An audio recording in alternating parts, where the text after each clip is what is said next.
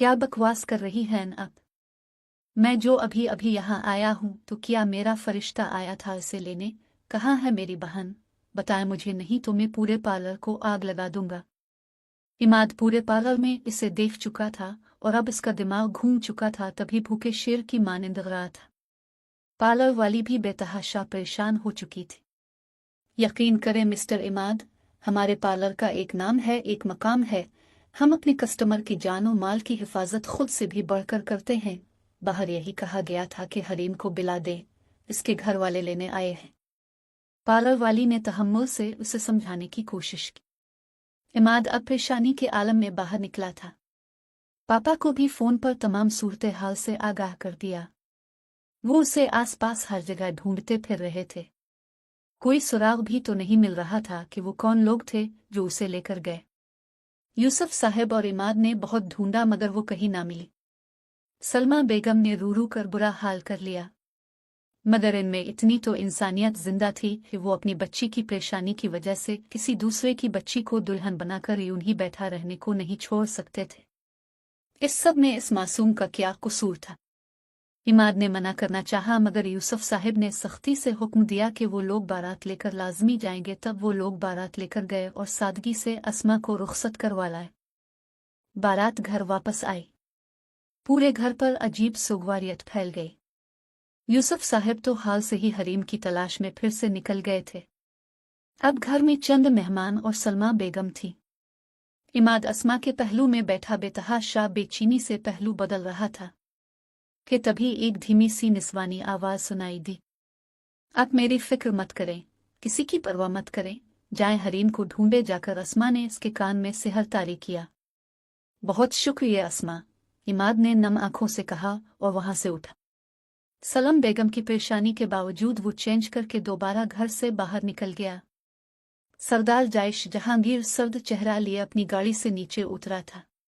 सामने ही रफीक हाथ बांध है इसके सामने आया। हम उसकी बहन को उठा लाए सरदार जी। किधर है? आपके कमरे में, रफीक ने कहा तो वो गम गुस्से से पागल हो गया। तुम्हारी हिम्मत कैसे हुई रफीक उसे मेरे कमरे में रखने की? अभी के अभी उसे निकालकर बाल में लाओ, वो कहता तनफिन करता आगे बढ़ा, जबकि रफीक भी इसके पीछे ही चल पड़ा। हरीम कालीन पर बैठी अपनी किस्मत पर आंसू बहा रही थी। जब कमरे के दरवाजे के बाहर भारी बूटों की धमक सुनाई देने लगी तो हरीम का दिल उछलकर हल्क में आया। दरवाज खुला। हरीम का दिल चाहा कहीं छप जाए, मगर वही शख्स इत्मीनान से अंदर आया जिसने उसकी एक झलक गाड़ी में देखी थी। ये वही फिरौन था जो उसे उठाकर लाया था। सुनो लड़की, तुम्हारे लिए अच्छा यही है कि सरदार के सामने अपना मुंह बंद रखना। जुबान दराजी की तो जुबान काट कर फेंक दी जाएगी, अगर हाथ चालाकी की तो हाथ, आंखें निकाली तो आंखें निकाल लो। गा, समझी? वो कहता हरीम की जानिब बढ़ा तो वो रेंग कर पीछे हटने लगी, मगर रफीक ने फिर आकर उसे बाजू से दबोचा और अपनी जगह पर खड़ा किया। चुपचाप उसे घसीटकर बाहर ले जाने लगा। लाउनिज में लाकर रफीक ने उसे एक सोफे पर धकेला। वो बुरी तरह रोने लगी। जायश ने बगौर उसे देखा। नॉर्मल कद, बेदाग गोरा वजूद, नाजुक और मछली की तरह झटपटती वो इसे अजीब लगी। मिटासा मेकअप, खिले बाल, कंधे पर सीट किया गया दोपट्टा जो आधा सीने पर आधा पुश्त पर था। वो कहीं से दुल्हन तो नहीं लग रही थी। खोल दो इसके हाथ, जायश ने नफरत से कहा तो रफीक ने इसके हाथ खोल दिए। वो आजाद किए जाने पर मचलकर पीछे हटी। तुम जाओ, जायश ने सर्द लहजे में कहा। रफीक बाहर चला गया। अब की बार इस भारी गंभीर मर्दाना आवाज के ताक़ुब में हरीम ने अपने दाएं जानिब देखा तो खौफ से पूरे जिस्म में एक सनसी सी दौड़ गई। हरीम ने झटपटाकर अपने लबों से वो टेप भी खींच ली। कौन कौन हो तुम? मुझे क्यों लाए हो यहाँ? जवाब दो मुझे, कौन हो तुम? अनजान जगह, अनजान लोग। वो खौफजदा थी मगर अपने खौफ को खुद पर हावी नहीं होने देना चाहती थी। तभी जितना हो सका अपने कांपते लहजे पर काबू पाकर चलाकर इससे पूछा, तुम्हारी और तुम्हारी दरिंदा सिफत शैतान भाई की बर्बादी हूँ, मौत हूँ, तबाही। बड़ा शौक है उसे इज्जतों से खेलने का। देखते हैं यही खेल अगर उसकी खुद की इज्जत से खेला जाए तो कैसा महसूस करेगा वो। सामने वाले ने सरसराते लहजे में सुकून से कहा, तुम्हें कोई गलत फहमी हुई है। क्या किया है मेरे भाई ने ऐसा जो तुम ऐसे बोल रहे हो? हरीम ने तोख कर कहा तो सरदार जायश जहांगीर ने अपने सामने खड़ी इस तुल भर की लड़की को देखा जो सामने खड़ी इसकी आंखों में आंखें डालकर सवाल कर रहे। मेरी बहन को मोहब्बत का झांसा देकर बर्बाद किया है तो मेरी भाई ने, इसे मोहब्बत के जाल में फांस बर्बाद किया है तो मेरी घटिया भाई ने, इसकी इज्जत से खेलकर उसे रुस्वा किया है तो मेरी बदजात भाई ने, और कुछ सुनना है या थोड़ी बहुत गैरत है तुम्हें भी? ये सब दोहराते सरदार जायश जहांगीर की आंखों से लहू छलकने लगा जिसे देख हरीम को अपने पूरे बदन में च्यूंटियां सी रेंगती महसूस हुई। क्या बकवास है ये? ऐसा कुछ नहीं है। देखो तुम्हें कोई गलत फहमी हुई है। तुम अच्छी तरह छानबीन करो। ऐसा कुछ नहीं होगा। मीराबे ऐसा कर ही नहीं सकता। Shut up. छोड़ दो मुझे। मेरे पापा परेशान हो रहे होंगे, मम्मा रो रही होंगी, सब सोच रहे हो कि मेरे साथ क्या हुआ। देखो मेरी जगह अगर तुम्हारी बहन। Shut up. वो धड़ा था। मैं भी तो इसे यही बताना चाहता हूं कि किसी की बहन की जगह उसकी खुद की बहन भी तो हो सकती है। वो भी तो बर्बाद हो सकती है। जैसे मेरी बहन ने रुस्वा होकर खुदकशी करने की कोशिश की और कोमा में चली गई है, बिल्कुल वैसे ही इसकी बहन भी तो गंदी हालत में वापस आ सकती है ना। इसने इंतहाई सफाकी से उसे सरता पीर घूरते हुए ये गलीज अल्फाज कहे तो हरीम की रूह तक कांप गई।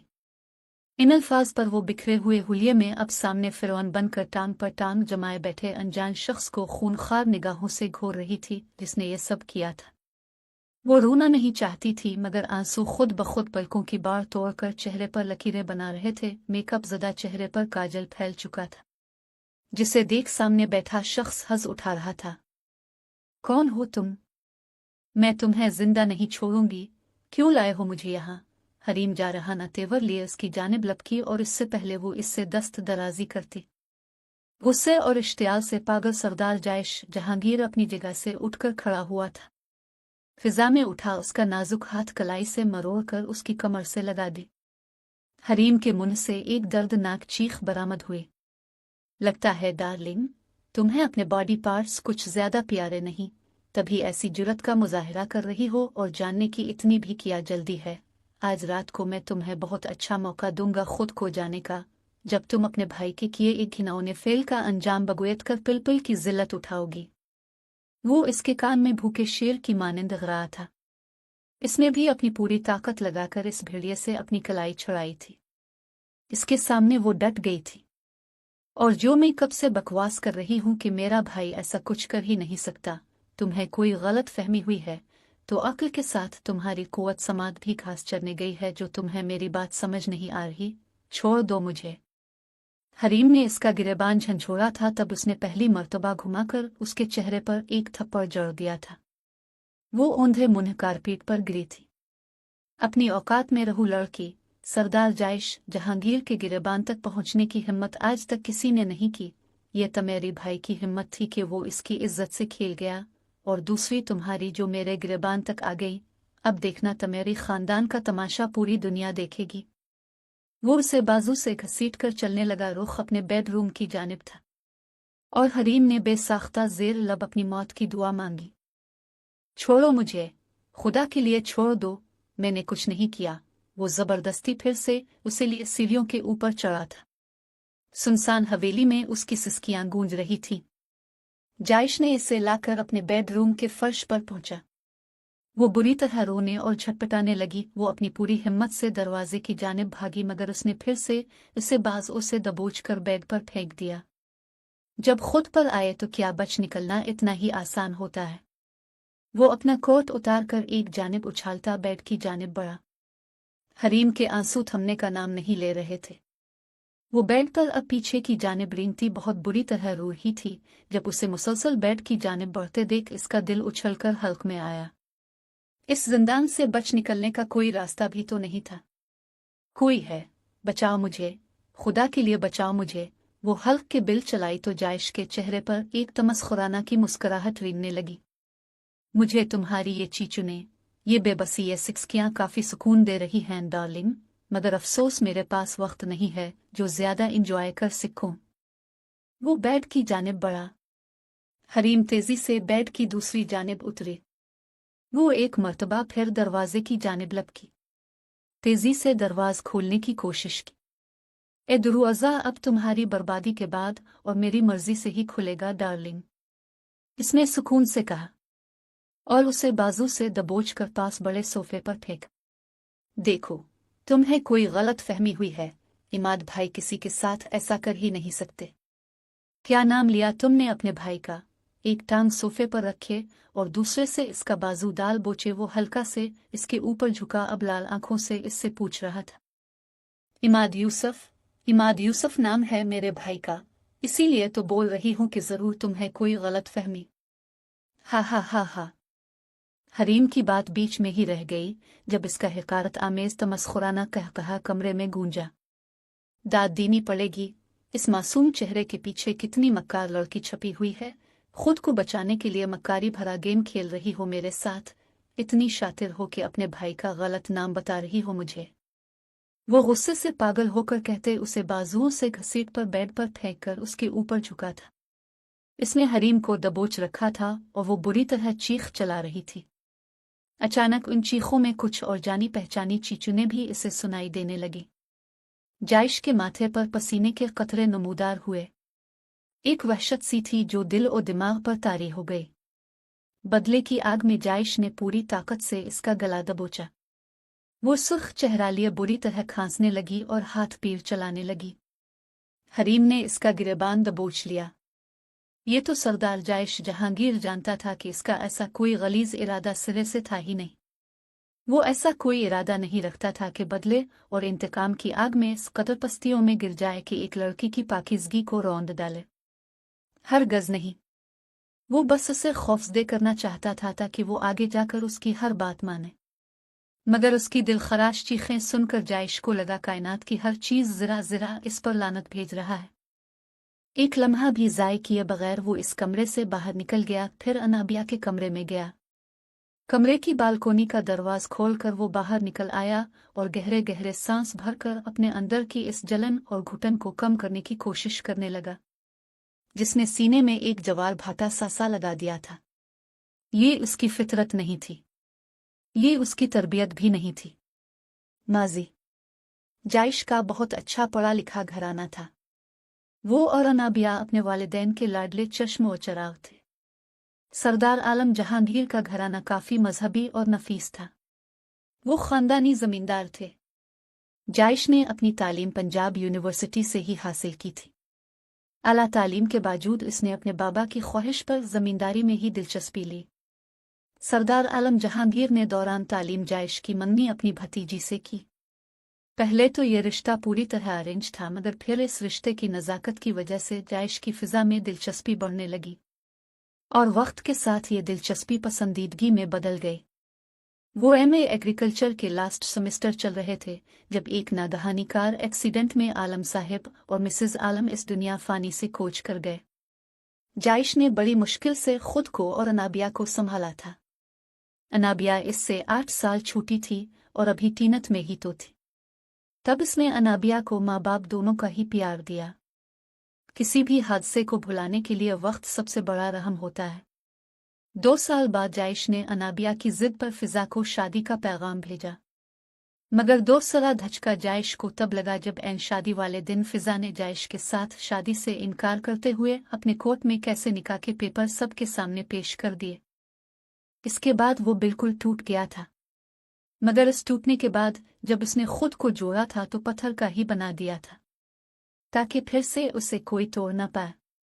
अनाबिया ने एमएससी मुकम्मल किया और उसके बाद अपनी दिलचस्पी के मुताबिक एक प्राइवेट स्कूल में एक जॉब करने लगी। जायश ने जब जब इससे शादी की बात की तब उसने ये कहकर टाल दिया कि वो अभी उन झंझटों में नहीं पड़ना चाहती। वो एक पढ़ी लिखी बाशऊर बातमाद लड़की थी। जायश को इस पर पूरा पूरा भरोसा और एतमाद था। उसने कभी ऐसा मौका ही ना दिया कि जायश को इससे कोई शिकायत होती, मगर वो किसी की शातिराना साजिश का शिकार हुई थी। कोई नहीं जानता था कैसे, मगर एक दिन जब हवेली से ड्राइवर उसे लेने गया तो वो स्कूल मौजूद नहीं थी। सब बच्चे और स्टाफ जा चुके थे। ड्राइवर ने जायश को इत्तला दी। अनाबिया ने जायश को आखिरी फ़ोन कॉल की थी जिसमें वो बेतहाशा रो रही थी और ये कहा था कि इसकी कोलीग फैज़ान ने इसे धोखा दिया है, इस धोखे ने इसे बर्बाद किया है। ये चंद अल्फाज वो बोल सकी और फ़ोन कट गया। तब जायश इससे पहले अनाबिया की तलाश में निकलता इसको फ़ोन पर इत्तला मिली कि अनाबिया का एक एक्सीडेंट हो गया है। वो भागम भाग हॉस्पिटल पहुंचा था।